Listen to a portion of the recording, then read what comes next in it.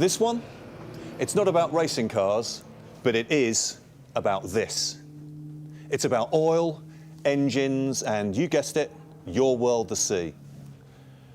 Out at sea and here on land, where you get engines and moving parts, sure as night follows day, you also get this. Waste oil, dirty water, sludge you want to get rid of. Now here on land, getting rid of that oil, that waste, sludge, oily water, not a problem. But in our world, at sea, tell me about it.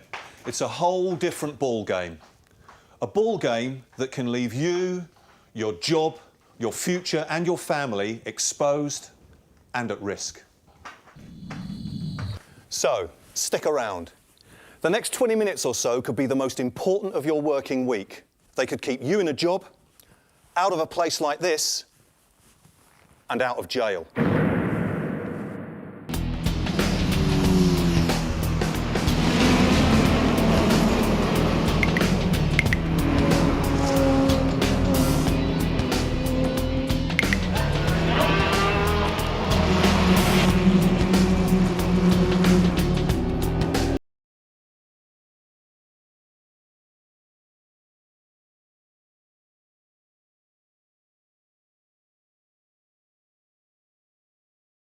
Since MARPOL came into force more than 20 years ago, international law has been very clear about one thing. Ships caught polluting the oceans are breaking the law. Dump oily waste over the side and you, your ship and the company you work for could be in deep million-dollar trouble.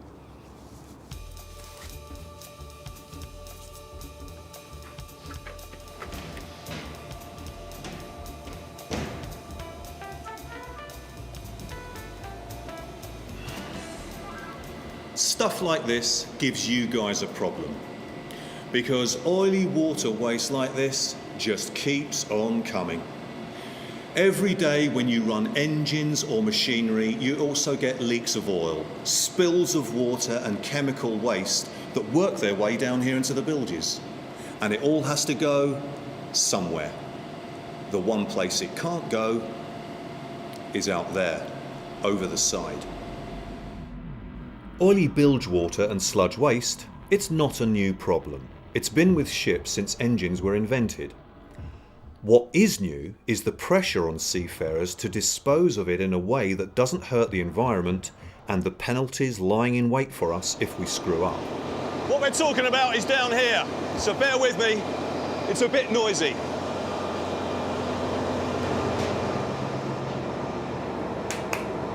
Seen one of these before? Sure you have. It's an oily water separator, a vital piece of kit.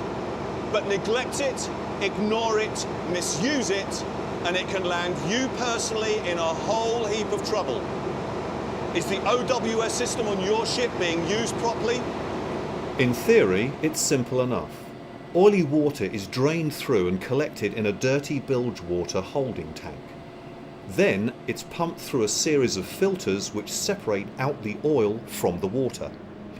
On passage, the clean water is then piped over the side into the sea and the oily gunk separated off and returned to a collecting tank for incineration or discharge ashore.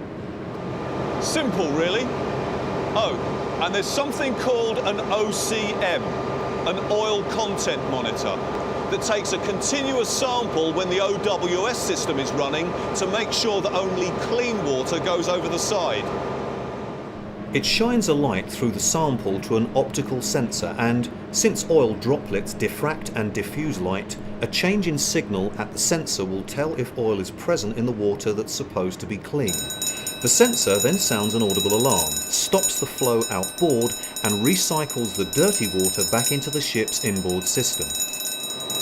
On your ship, make sure you're familiar with your own calibration method. That's the theory anyway. And that recycled water? The IMO says it's got to be clean. How clean? With less than 15 parts oil per million. Cleaner sometimes than seawater itself. Clean enough to drink? I don't think so. It smells like a petrol station anyway. Cheers.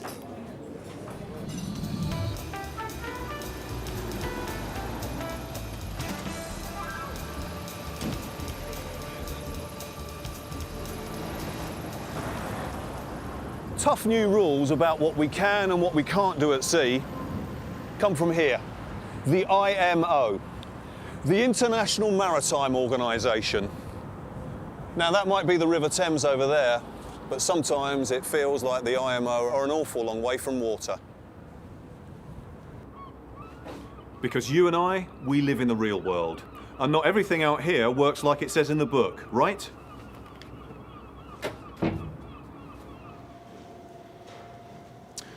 Right, so, a couple of points. One, the new tougher laws about OWS and marine pollution, they're made for the environment, not for seafarers or for shipping companies. They're there to keep the oceans clean, and they're backed up by the courts. So, screw up, dump oil at sea, get found out, and you, your ship and your company will be in an ocean of trouble. Two, if it were just oil and water that get mixed in the scuppers, find their way down to the bilges and got pumped up to the oily water separator, then we all might be home free. I say might, but it's not. Remember, this is the real world we're talking about, not some squeaky clean laboratory that doesn't move around with a lot of pretty girls running around in white coats. So, we're not just talking oil, we're talking cleaners, rust, antifreeze, soot, mud, soaps and solvents that dissolve oil in water. The list goes on and on. Which gives this fella a digestion problem. Faced with all that being pumped through its insides, it either shuts down altogether, sounds the alarm in protest, or break down altogether. There's another problem too. There are lots of different parts and models of these separators, and lots of different manuals too. Your best bet? Proper maintenance, good tank management, and professional standards of training and best practice. Sounds up in the clouds, fine in theory, but doesn't work down here at the sharp end? I don't buy that. As a professional seafarer, it's your right to be trained in the proper use, care and maintenance of equipment. Ignorance is no excuse. It never has been. Not down here. And not in court either. Bottom line, it's your reputation, your future that's on the line down here when the inspector comes a-calling. So take whatever steps that you need to stay on the right side of the law. Or do you really want your children to visit you in jail?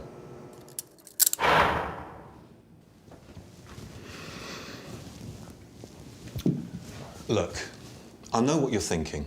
The pressure on guys like you can be intense. There's never enough time, is there? Pressure from the company, from the boss at sea, from the ship herself. Ships generate a lot of oil and dirty, contaminated water.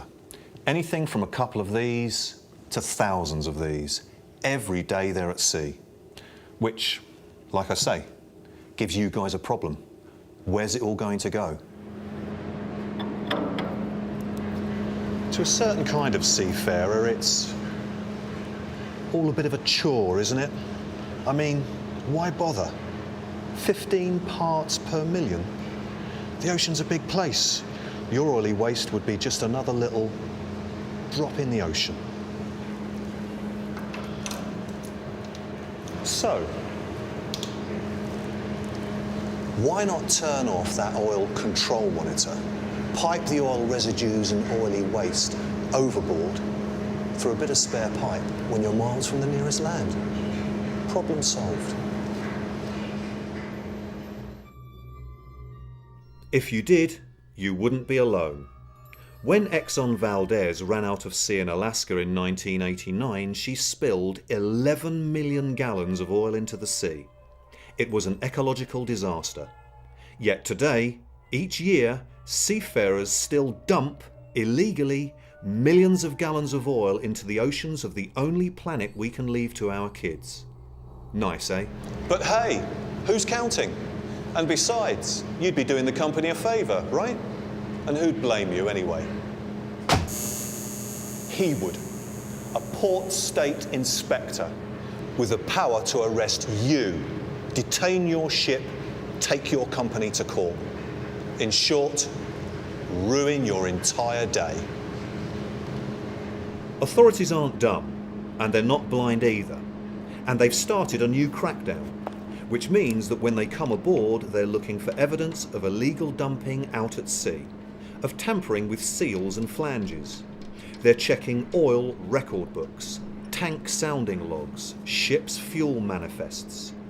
Your dates, figures and facts better stack up. Guys like him can go through your ship like it's a murder scene and they're looking for clues. They'll track documents and records from months, years back and drag them into court.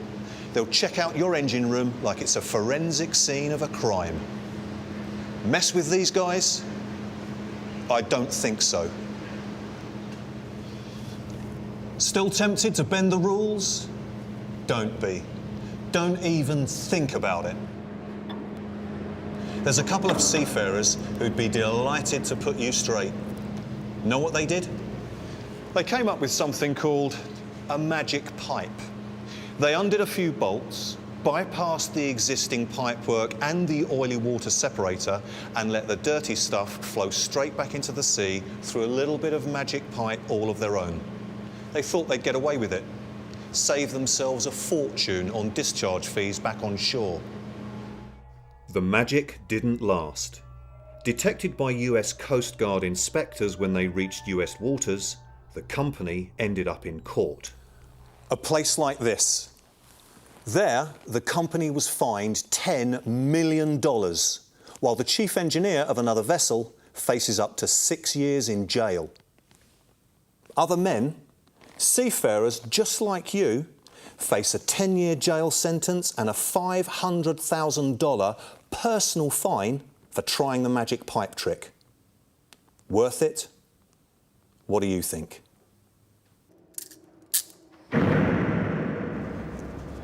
My advice?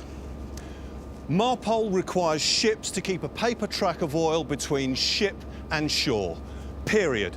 That's the law. So, stick to the rules. And if you don't know the rules, ask. Find out before it's too late. It's your job on the line if you break the rules and get caught. So, remember the ISM code. Plan what you do what you plan, and record it. Play it straight. Oh, and one final thing. All these laws and rules, they're aimed to do one thing: to make these seas and oceans of ours a safer and cleaner place for us all. Yeah, I'll go along with that.